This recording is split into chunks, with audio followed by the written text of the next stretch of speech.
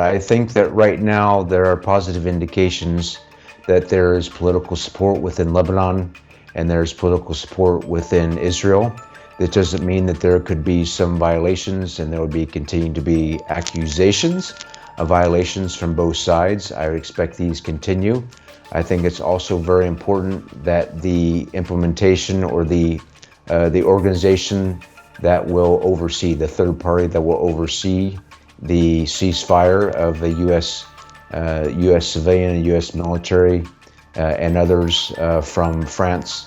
It's very important for these organizations to be stood up as soon as possible.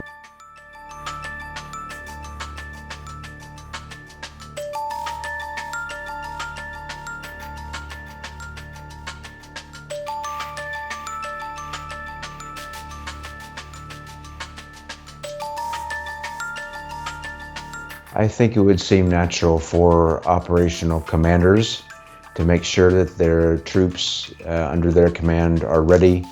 And so I think this would be not only for Israel, but also Hezbollah's fighters would use the same justification to defend themselves.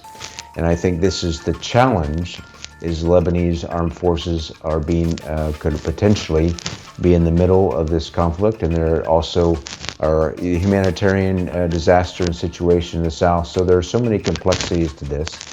It's very intense, it's very on the edge, and there is an element for lower level sergeants, for soldiers, for lieutenants to make mistakes. And so I think it's also a value that we find a way that both sides politically will continue to give support for the ceasefire. That's why, with what you said at the top of your show, that the Lebanese government continue to give the political support to the ceasefire, and that the Netanyahu government would also continue to overall give the political support for the ceasefire.